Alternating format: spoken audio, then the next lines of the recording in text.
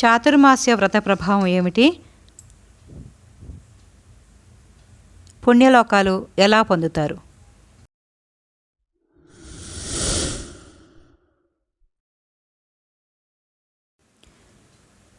కార్తీక పురాణంలోని చాతుర్మాస్య వ్రత ప్రభావం అనే 19వ అధ్యాయాన్ని ఈరోజు పారాయణం కావించుకుందాము.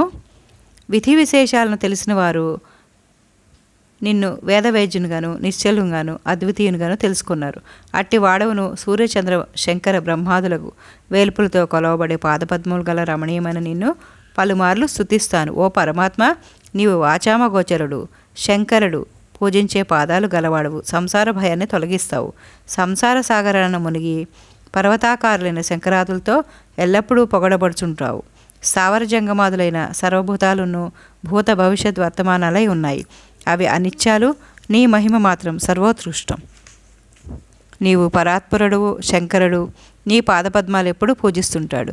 చరాచరమైన ప్రపంచమంతా మహాభూతాలతోనూ మాయలతోనూ కూడి మాయమగు మాలారూపమైన సర్వతుల్యంగాను అనేక కారణాలు కలదిగాను కనబడుతుంది. నీవొక్కడివి మాత్రమే సర్వసమర్థుడివై విరాజిల్లుతూ ఉంటావు.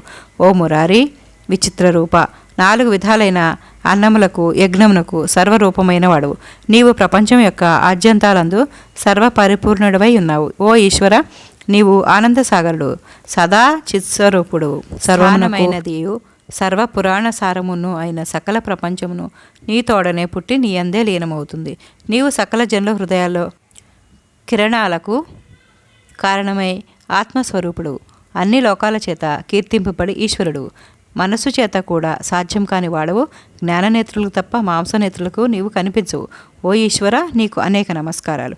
ఓ నారాయణ, నన్ను కృతార్థం చెయ్యి. నీకు మొక్కులు అర్పిస్తాను. నీ దర్శనం నా విషయంలో వృధా కాకుండుగాక. ఓ పరమేశ, అఖిల లోక రాజ్య సర్వేశ్వర, ఈశ్వర, నీకు నమస్కారం. నీవు నన్ను సదా కాపాడుతుండు. అట్లు చేసినట్లయితే నన్ను కృతార్థుని చేసినట్లవుతాను. నీకు దీనివలన ఏ కొరత రాదు. నీవు దయానిధి దాతవు, నేను దీనులను. సంసారాంబుద్ధిలో మునిగి ఉన్నాను. నిర్మలుడా, ఈశ్వరుడా, లోకంచే నమస్కరింపదగినవాడా, మురారి, సంసార సముద్రంలో మునిగిన నన్ను ఉద్ధరించు. త్రైలోక్యనాథునికి నమస్కారం. త్రైలోకవాసువైన నీకు నమస్కారం. అనంతుడా, ఆది కారణుడవు, సర్వవ్యాప్తివి, సృష్టికర్తవు అయిన నీకు నమస్కారము. దయానిధి, హంసుడవు, హంసపతివి, పూర్ణ సత్స్వరూపుడవు, గుణాతీతుడవు, గురువు అయిన నీకు నమస్కారము. నిత్యానంద సముద్రమున ఉన్నవాడవు, స్వర్గాపవర్గ ప్రకారుణుడవు, సకల విభేదాలు లేనివాడవు, తేజస్వరూపుడవు, మంచివారి యొక్క హృదయ కమలములందు లోపల నివసించు ఆత్మస్వరూపుడవు, సర్వేశ్వరుడు, హరివి, శ్రీకృష్ణుడైన నీకు నమస్కారం. సృష్టి స్థితి లయ కారణభూతుడవు, వైకుంఠవాసుడవు, నీ పాదపద్మాలకు నమస్కారం చేస్తూ వినయంతో తలదించక ముందుకు వాల్చిన వ్యాసాదులు నిన్ను స్తుతించు. నీ పాదములందలి భక్తి అనేక నావనెక్కి పుట్టుక అనే సముద్రాన్ని దాటి ఆర్తిబోకార్చి తేజోమయుడని నిన్ను పొందారు.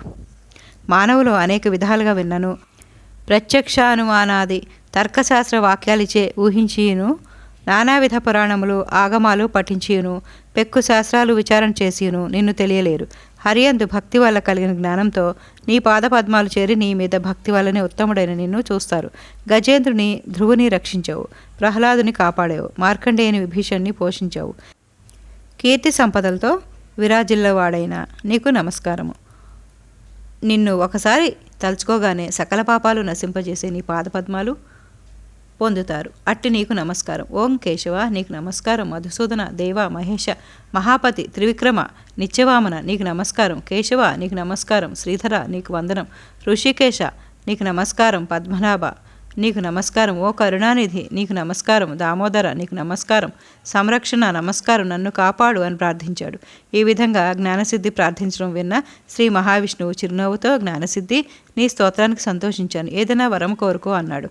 భగవానుడు ఆజ్ఞ విన్న జ్ఞానసిద్ధి, మురారి, నా మీద దయ ఉంటే నాకు నీ పదం ఇవ్వు, నాకు అంతకంటే కావాల్సింది ఏదీ లేదు అన్నాడు. అంతటా మహావిష్ణువు, నీ కోరికే ఆ విధంగానే నెరవేరుతుంది. నీకు మేలు కలిగే ఇంకోటి చెప్తాను విను. కొందరు దురాచారాలని ఆశ్రయిస్తారు. వాళ్ళ కొరకు పాపహారికి మున్ను వేదోక్తమైన వ్రతాన్ని ఒకదాన్ని నియమిస్తాను. నేను లక్ష్మీ సమేతంగా ఆషాఢ శుద్ధ దశమి నాడు క్షీరసాగరంలో శయనిస్తాను. తిరిగి కార్తీక శుద్ధ ద్వాదశి నాడు మేల్కొంటాను. ఈ 4 నెలలు యోగ నిద్రలో ఉంటాను. నన్ను ఎవరైనా వ్రతాల చేతను దానాల చేతను పూజిస్తే వారికి పాపాలన్నీ పోయి నా సాన్నిధ్యం కలుగుతుంది. నా తృప్తికి కారణమైన ఈ 4 నెలల్లోనూ వ్రతం దానాలు చేయని వారు నరకాన్ని పొందుతారు. నా ఆజ్ఞ ప్రకారం చాతుర్మాస్య వ్రతం చేయని వారు బ్రహ్మహత్య చేసినంత పాపాన్ని పొందుతారు. సోమరితనం, నిద్ర పుట్టడం, మరణించడం, దుఃఖం మొదలైన వాటి వల్ల కానీ, లాభాల వల్ల కానీ, తక్కిన వాటి వల్ల కానీ నా భక్తులకు భయం లేదు. నా భక్తులు ఎవరో, భక్తి లేని వారు ఎవరో వారి భక్తిని పరీక్షించేందుకు నిద్ర నటిస్తాను. నా ఆజ్ఞ ఎవరు పాటిస్తారో, నాకు ఇష్టాన్ని ఎవరు కలిగిస్తారో వారి వాక్కాయ జన్మలైన పాపాలన్నీ హరిస్తాయి. నీవు చేసిన స్తోత్రాన్ని 3 సంధ్యల్లోనూ పఠించే వారికి నా మీద దృఢమైన భక్తి కలుగునుగాక. వారు చిరకాలం వైకుంఠాన నివసించుగాక అని యోగ నిద్రకు వెళ్ళిపోయాడు. ఓ మహాముని, శ్రీహరి వాక్యాన్ని నీకు చెప్పాను. ఈ చాతుర్మాస్య వ్రతం అన్ని వ్రతాల్లోనూ ఉత్తమును, పావనమును, ఫలప్రదమును అవుతుంది. మహాపాపిష్టులైన దురాత్ములు కానీ, విష్ణుప్రియుల వలన సాధువులు కానీ చాతుర్మాస్య వ్రతం ఆచరించాలి. 4 జాతుల వారు, స్త్రీలు, పురుషులు, విధవ స్త్రీలు, పుణ్యస్త్రీలు, సన్యాసులు, వారు వీరు అనే భేదం లేకుండా విష్ణుప్రీతికి వ్రతం చేయని వారు 1,000,000 జన్మల వరకు సురాపానం చేసిన వారి పాపాన్ని పొందుతారు. చేస్తే అనంతమైన పుణ్యం లభిస్తుంది. జ్ఞానసిద్ధులంతా చాతుర్మాస్య వ్రతం చేసి పుణ్యలోకాలు పొందుతారు. ఇది స్కాంద పురాణ అంతర్గత చాతుర్మాస్య వ్రత ప్రభావం 19వ అధ్యాయము సంపూర్ణము. సర్వే జన సుఖినో భవంతు.